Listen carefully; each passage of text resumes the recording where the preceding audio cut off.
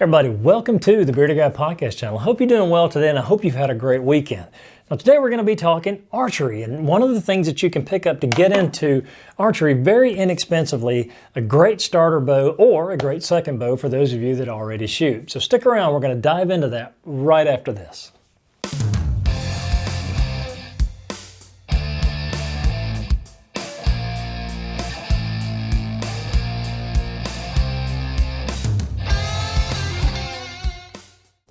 Now, if you've been thinking about getting into archery, but you don't know where to begin, and you think, man, it's going to be too expensive to get into that. I got to buy a bow, I got to buy arrows, I got to buy all of this stuff.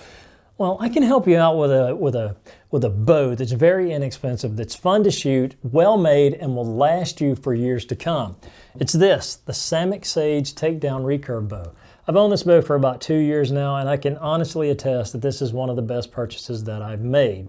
I've owned a couple of bows over, my archery shooting. I've owned compound bows. I've actually had some very cheap compound bows, and I've got another recurve that I shoot that's a solid one-piece recurve that I really like as well, but it's an older bow. But for those of you wanting to get into archery and wanting to do it inexpensively, this is a great option. Now, of course, there are other high-end bows that you can pick up. There's a lot better quality bows that you can pick up. But again, you're going to be spending a lot of extra money for that as well. And just getting into it, you want to make sure that it's something that you want to continue doing. And to do that, it's better to do that in an inexpensive fashion, i.e. this Samick Sage Takedown Recurve bow. Now, some of the cool things about this bow is the riser itself is made of hard maple, laminated, very nice riser, very well balanced. The hand grip is very well made, fits snugly into my hand. Again, balance. It's not an overly heavy riser. It's a very lightweight riser, but it is very solid, well put together, well made. Fit and finish on this are nice. The riser itself has plastic pockets here for your limbs to go into, which helps stabilize the limbs and keeps them from moving around side to side. The limbs themselves are a laminated hard maple and fiberglass, very well made limbs. These limbs have not given me any problems, no delamination, no warping, no cracking, no anything. They've been very solid through the course of 2 years that I've owned this bow. The tips of the limbs are actually reinforced with phenolic. Is that how you? Yeah. No, phenolic. Phenolic resins. Sorry. With phenolic resins, meaning that reinforcement on there, you can use a fast flight string with these. Now, fast flights are really rough on just normal tip bows, and they say don't use them because it will damage the bow limbs or the tips of the limbs. But with this being reinforced, you can use a fast flight string on that. My preference, of course, is just using a B55 Dacron that I make myself. These are very simple to construct. I'll show you that in the next video because we're going to be talking about archery for a while. But again, this is a great bow to start with. I can't recommend this enough. Now the riser, let's talk a little bit more about the riser itself. Now it does have pre-drilled and tapped inserts that you can, personalize and make this bow your own. The two here on the front, you can actually install a quiver if you want to put a quiver on the bow if you're going to hunt with it. It also has another pre-drilled and tapped insert here where you could put an arrow rest or a plunger button, whatever it is you want to put on there. I find though that I just use a bare weather rest. Of course, you can shoot off the shelf. It does have a little bit of a curvature to it. That way, it gives you better arrow flight. I personally don't shoot off the shelf. I've tried before. I didn't like it. So the bare weather rest actually works good with this. And also on the front here, you've got another tapped insert for putting on a stabilizer if you want to do that. But again, overall, this riser is very solid made, very nice. Fit and finish are good. It just looks good to me. I love the way this bow looks. Now, the thing about the limbs, what I've seen people do before, and I remember even as a kid, I would try to shoot my father's old recurve that he had. I couldn't pull that thing back to save my life. I think it was probably 50, 60, 70 pounds. It was just one of those things where you wanted to shoot it so bad, but it was so miserable to shoot that thing. Well, with the Samick Sage Recurve, you can get into this in 20-pound, starting at 20-pound limbs and go all the way up to 60-pound limbs. Now, The different limbs go in increments of 5. So you could actually start low. Let's say you started at 25 pounds on your limbs. You could actually graduate up until you get stronger and your form gets better, until you could get to a higher poundage that you could shoot. Of course, different arrows, maybe hunt with this bow. The options with the limbs are really phenomenal. You can get, again, whatever it is that suits your preference. Myself personally, I shoot 40 pounds. I could shoot heavier, but I don't really like to. The reason I don't like to is because I like to shoot. When I go out and shoot this bow, I'm out there for hours just shooting arrows and working on form and doing all of those things. And that's the important part when it comes to picking your first recurve or your first compound for that matter. Make sure that you don't overbow yourself. And what I mean by overbow is get something that's too heavy a draw weight for you, and you're not going to be able to work on your form, work on your aiming, all of those things that go into shooting. You want to make it fun. It doesn't need to be a miserable experience. And if you've got a bow that's too much for you in the beginning, you're going to get frustrated with it and you're going to give it up. It's just that simple. You're going to say, well, I can't hit the target. I can't do anything I want to with this bow because it just shoots like crap. More times than not, it's not the bow itself. It's us, the shooter, whether our form's bad or our release is bad or any of those things can go into that.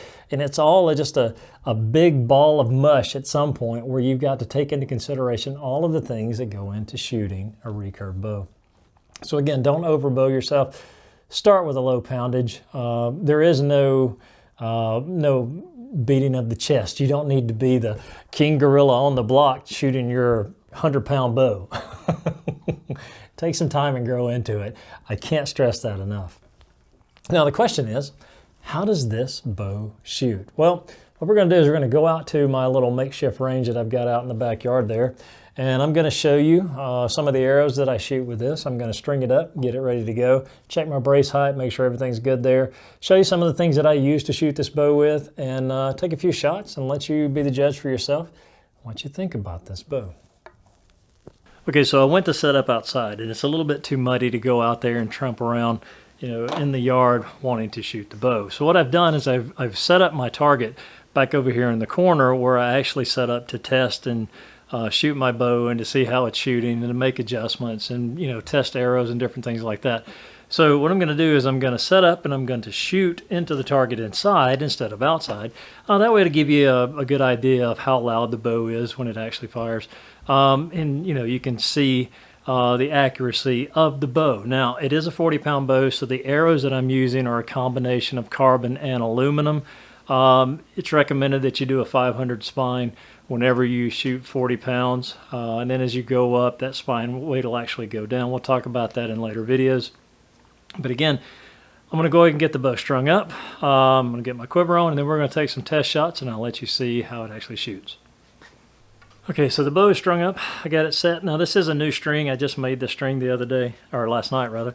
And the thing about it is, whenever you're shooting your bow, you want to make sure your brace height's right. That's going to give you the most accurate and best shot possible. You're definitely going to need a bow square, something like this. These are very inexpensive. I think I paid $11 to $15 for this one. Again, it doesn't have to be top of the line, name brand, just something that you can get into and make sure that your bow is set up optimally. Now, what I found with this Samick Sage is that the brace height that you want to shoot with this, for me anyways, it may be different for you, but for me, the brace height that this bow really shoots the best at is between 7 1/4 and 7 1/2. So I always set it there, and especially with this being a new string, I've got it set a little bit high. I'm almost to the 7 3/4 range right now. But again, there's going to be stretching on this, and it's going to continue to stretch as the string actually wears in and kind of settles, if you will. So let's take some shots. I'm going to be shooting with some carbons to begin with, some 500 spine carbons. These I actually picked up. These are gold tips. You can get any kind of arrow really, as long as it's a good carbon grade or an aluminum. I actually stripped off the fletchings because it came with the little 2-inch vanes. And I took those off and put in some 4-inch feathers. I always shoot feathers with my traditional bow because you're shooting off like a stationary rest. You're not shooting with a drop rest or a whisker biscuit or something like that. So you want something that's going to pass across that rest without causing any misflights with your arrows. So let's get set up and let's shoot this bow. Now before any of you freak out, this is totally safe. There is no traffic coming through here, And if I do miss the target, I'm only going to hit the brick wall that's behind it. So.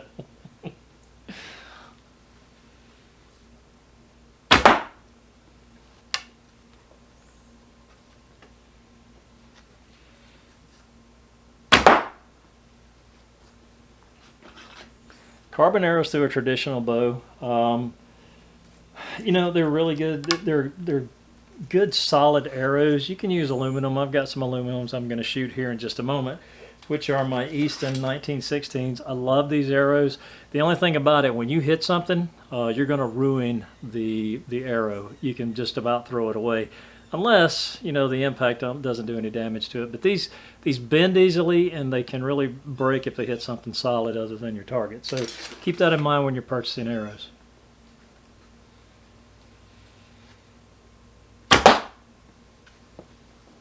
So let's go see what I did.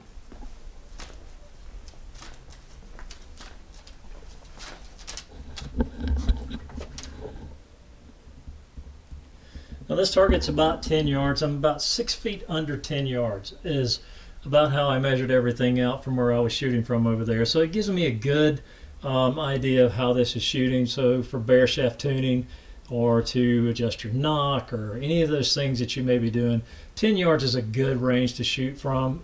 You can go as farther, 20, 30 yards if you want to, but inside this is almost 10 yards. So I'm getting a good range on my shooting. So these are the carbon arrows. Now I'm going to switch over to my Easton 1916s, the aluminum variety, and we're going to shoot those. Okay, so now I'm switching over to the Easton 1916 aluminum. These are pretty good arrows. I picked these up just to see how they worked, and they actually shoot good out of this bow at 40 pounds. I did replace the fletchings, of course. I don't like plastic vanes on my arrows. I shoot the, unless it's shooting from the compound, but for my traditional bows, I actually shoot the 4-inch turkey feathers. These just go across the rest without being, without creating any, it can throw the arrow off is what I'm trying to say. But I always switch those out, and I'll take the time to change those out every time I buy a new arrow. So let's shoot these Eastons, and let's see exactly how they do through this bow.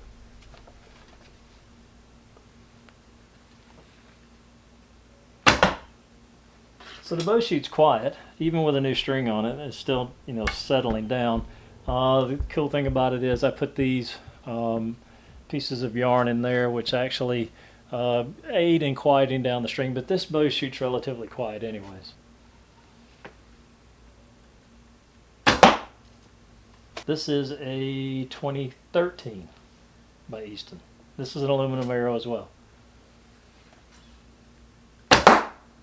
So let's go see how those actually impacted the target. So as you can see, I mean, about the same arrow flight. I mean, my forms, I'm not really paying attention to my form right now, which is what I should do. So I'm going to take a few more shots and see if I can't get into the bullseye with all the shots that's coming off the bow. But as you can see, I mean, this is shooting really well. So like I was telling you earlier, you don't want to go too heavy with your first recurve or compound bow. You really want to get something that you can shoot comfortably for long periods of time, because it's all about practice. You want to make sure that you work on your form, your release, your aiming, your anchor points. All of that is critical when you're shooting a recurve bow and a compound bow as well.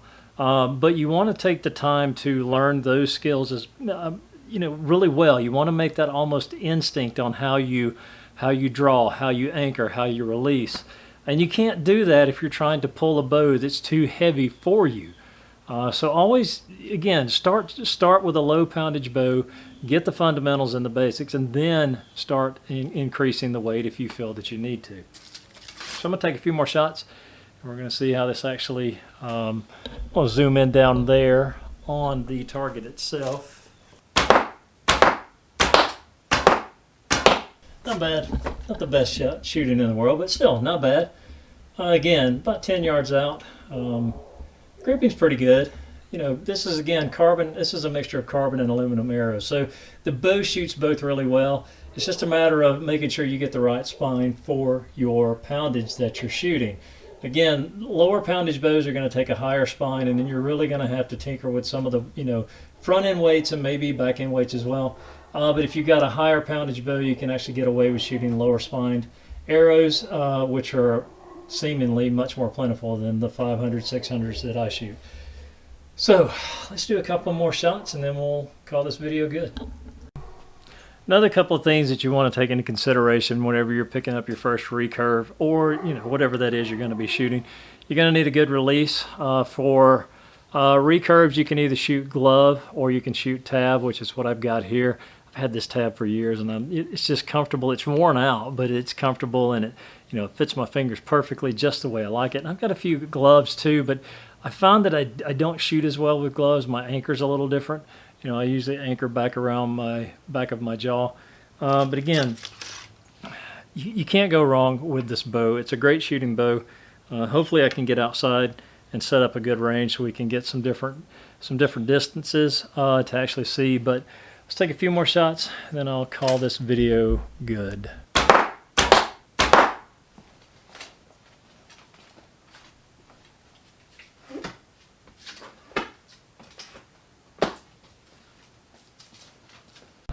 Well, there you go. That's my review of the Samick Sage Takedown Recurve. You can't beat this for the money. This is a great shooting bow. It's quiet. It does everything you need it to do. Plus, you can grow with this bow. You can start off very low on the weight for the limbs and then increase as you get better. Again, it's all about form. It's about practice. It's about your anchor points. It's about all of these things that go into shooting a recurve bow, and they're very rewarding to learn and teach yourself these things.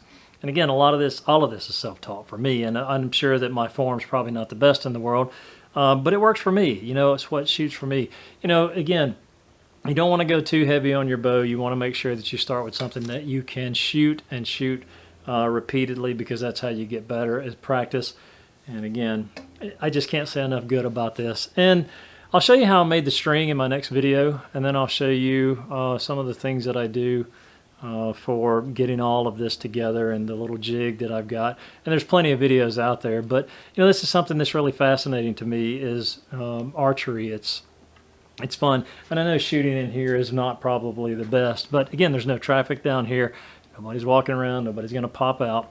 So, and if I do miss, I'm going to hit the foundation back there, and I don't think my little arrows are going to do any damage to that. So again, thank you for coming by. Thank you for watching this quick little video. I hope if you start your archery journey that you have a long and fun one.